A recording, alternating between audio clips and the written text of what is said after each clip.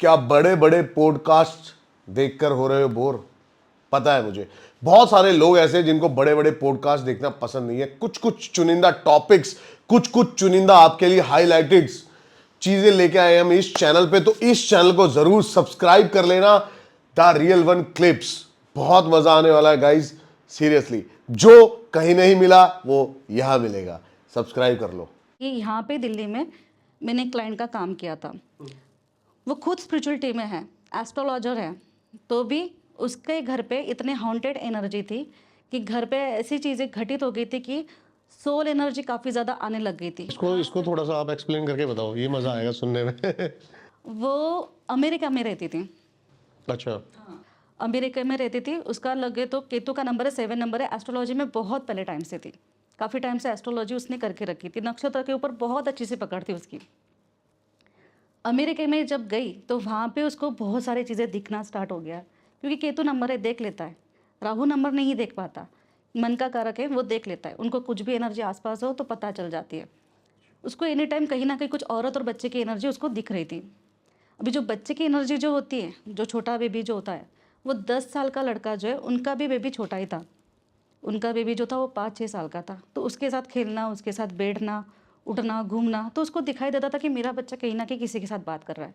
तो बच्चे के साथ दिखाई दी तो उसको उसके साथ उसकी माँ भी दिखाई दी। तो उन्होंने फ़ौरन वहाँ से सारी चीज़ें छोड़ छाड़ करके इंडिया चले आए, दिल्ली। अच्छा, ये यूएसए में उनके साथ घटित हो रहा था? घटित हो रहा था। और घटित होने के बाद यहाँ पे भी आने के बाद चीज़ें ऐसी होगी, जिस जगह उन्होंने मकान ले लिया था, पहले से ही था, जिस जगह उन्होंने मकान ले लिया था वहाँ पे जिन की एनर्जी। अच्छा। 3 औरतें और 4 आदमी और बच्चे, पूरी फैमिली, वो भी मुसलमान फैमिली थी। अच्छा। जस्ट हिंदू फैमिली नहीं थी, मुसलमान फैमिली थी।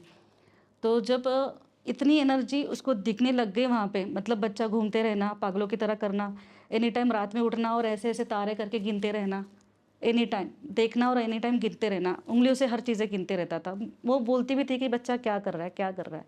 तो उसको चीज़ें समझ में नहीं आती थी कि क्या हो रहा है। मतलब एक नहीं, दोनों बच्चे थे, तो दोनों बच्चे भी उसके सेम वही हरकतें करने लग गए थे।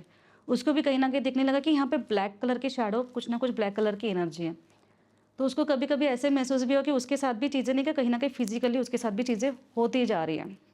उसके पति के साथ भी हो रही थी, पर उसके पति को अच्छा लग रहा था और उसको कहीं ना कहीं वो चीज़ों को लेकर डर लगता था। मतलब हो तो पूरे परिवार में सारी चीज़ें सेम घटित ही हो रही थी। उसने फ़ौरन वो रूम छोड़ा और नीचे के रूम पे आ गए, जहाँ पे मम्मी रहती है, अभी भी भाड़े से रहते हैं। तो उन्होंने नीचे के रूम पे आ गए और उन्होंने बहुत सारे पंडितों को बुलाया, इतने सारे पंडितों को बुलाया कि इसकी अनलिमिटेड, उन्होंने नहीं नहीं करके कितने पैसे डाले होंगे, मतलब कितने पैसे पंडितों को दिए होंगे आप इमेजिन भी नहीं कर सकते। 5 से 6 करोड़ रुपए लगा दिए उस घर पे एनर्जी को भगाने के लिए। और ये कितने टाइम तक चला? ये चला उनके साथ 3-4 साल तक। अच्छा, ये था एक ही फ्लोर पे? एक ही फ्लोर पे था, एक ही फ्लोर पे पूरी एनर्जी थी। तो वो क्या, मतलब क्या उनके साथ करते थे मतलब? एक्चुअली उनको ये था कि वो जब भी उस घर पे रहते थे, उसको ये कहा जाता था कि तुम निकल जाओ, ये हमारा मकान है, हम लोगों को यहाँ पे अच्छा लगता है, ये हमारा कबीला है, यहाँ से निकल जाओ, यहाँ पे मत रुको, यहाँ से निकल जाओ। और वो सीधा देख पाते थे कि वहाँ पे चीज़ें हैं। और एनी टाइम ऐसे होते थे ना, बाहर से एनर्जी घर पे आ जाती थी। जैसे शाम का समय हो जाता था तो बाहर से एनर्जी आती थी। दिन भर जब धूप रहती थी तब तक चीज़ें ठीक रहती थी, धूप जाने के बाद चीज़ें फिर से वैसे इंटर करती थी और परेशान करने लग जाती थी। उसको तो बहुत बार, कई बार उसको लात से भी ऐसे मारा गया, निकल जा करके, थप्पड़े भी मारे गई।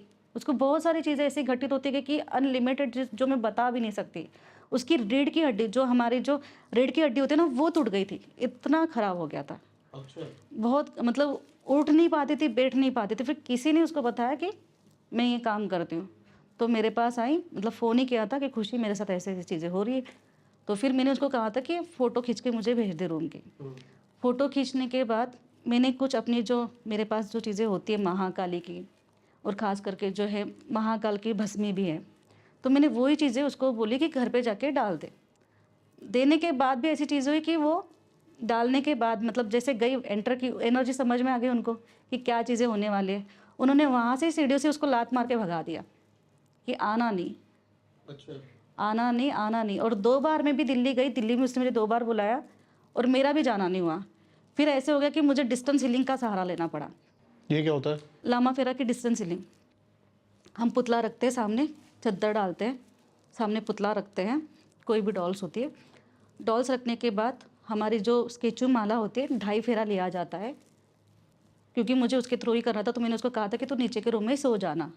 यहाँ पे मैंने डॉल डाल के जो है नीचे ज़मीन पे सुला के उसको मंत्र जो है चांटिंग पे लगा दिए थे। उसको मैंने कहा था कि मंत्र जो है चांटिंग पे लगा देता। 2.5 फेरा लिया, तो 2.5 फेरे लेते समय भी ये था कि तू मत कर, बिल्कुल भी मत कर, तो करेंगे तो हमें परेशान करेंगे। मैंने लॉट ऑफ बुद्धा से एनर्जी से कनेक्ट करके एनर्जी से वो मंत्र चांट किए, 2.5 फेरा पूरा कंप्लीट किया। जैसे जैसे सिम्बॉल्स बनाती गई वैसे वैसे उनको परेशानी होती गई, एनर्जी उनकी वीक होती गई। स्टार्टिंग टाइम ये था कि एनर्जी उनकी वीक करनी है। हम ऐसे करते कि लामा फेरा से एनर्जी को पूरी वीक करते जाते। तो लामा फेरा की जो टेक्निक चली मेरी पूरी 21 दिन तक, डिस्टेंस हीलिंग चली। तब उसने कहा कि खुशी अभी थोड़ा बेटर लग रहा है, अभी चीज़ हमें परेशान नहीं करे। जैसे कि बच्चे को लेके परेशानी थी, बच्चा स्कूल में ही नहीं जा पा रहा था, स्कूल जाने से उसको डर लगता था, वो इतना फ्रस्ट्रेशन हो गई थी। और जो बड़ा लड़का था वो किसी लड़की के झांसे में आ गया था, वो वहाँ से नहीं निकल पा रहा था। बहुत कम एज में, उसकी एज ज़्यादा नहीं होगी, उसकी एज 16 से 17 साल होगी लड़के की। काफ़ी फिजिकली काफ़ी ज़्यादा बाहर बहुत ज़्यादा हो गया था। ड्रिंक करना, शराब पीना, नॉनवेज खाना काफ़ी ज़्यादा उसका चालू हो गया था, क्योंकि कहीं ना कहीं वो एनर्जी उसके ऊपर अटैक कर रही थी। जो फीमेल एनर्जी थी वो लड़कों के ऊपर अटैक कर रही थी, और जो मेल एनर्जी थी वो उसके ऊपर अटैक करती थी। तो इतने फंस चुके थे, पूरा परिवार पूरा फंस चुका था। और खास करके ये चीज़ें अगर मैंने कहा ना, जैसे कि घर की सुविधा कब आती है, जब प्लैनेट खराब हो। तो प्लैनेट में चीज़ें क्या होती है, जब चंद्रमा और केतु साथ में आ जाए। अच्छा। चंद्रमा और केतु साथ में आ गए, उसके साथ कभी कभी चंद्रमा के साथ अगर राहु भी आ जाए तो आपको ऐसे ही लोगों के साथ कनेक्ट करवाएगा। चंद्रमा हो गए छाया ग्रह, ठंडा प्लैनेट्स, ऊपर के साथ साथ ये भी छाया ग्रह ही है, राहु और केतु भी छाया ग्रह है। और उसके ऊपर से शनि की दृष्टि पड़ गई तो फिर तुम्हारे पिछले कर्म के, तुम्हारे कुछ तो भी तुमने ऐसे कुछ कर्म किए होंगे, जैसे कि किसी के तुमने खून किया होगा अननेसेसरी, किसी को तुमने मार दिया होगा, या फिर तुम्हारे वजह से किसी का एक्सीडेंट हो चुका हो। जैसे हम कार चला रहे हैं और अनसडनली हमारे हाथ से किसी का एक्सीडेंट हो जाता है, तो वो भी एनर्जी हमें कैच कहीं ना कहीं करते, तो हमें इस जन्म में नहीं तो कहीं अगले जन्म में तो निकालनी पड़ती है। तो वही एनर्जी है जो दूसरे टाइम पे वही चीज़ें जो है आपके साथ वो सर्कल घूमती है। अगर शनि की दृष्टि पड़ गई ना तो फिर आपको इतना घुमाएंगी। और वैसे भी शनि 7.5 साल तक घुमाता है, उसको 7.5 साल तक पूरा घुमा के ही रखा। ये चीज़ उनके साथ बहुत बड़ी घटित हो गई है, बहुत पूरा परिवार फंस चुका था। लामा फेरा एनर्जी के बाद, पूरी एनर्जी वीक करने के बाद, तब जाके मैं उनके घर पे गई और पूरे रुद्राक्ष की माला वहाँ पे चौकट पे डाली, 4 कॉर्नर पे रुद्राक्ष डाले। फिर जो है महाकाल की भस्मी और महाकाली की भस्मी वहाँ पे डाल दी गई थी। और हनुमान के नाम से, जो हनुमान का उल्टे पैर का तिलक एनी टाइम मेरे पास होता है, तो उनके नाम से जय श्री राम वहाँ पे लिखा गया था हर एक वॉल पे।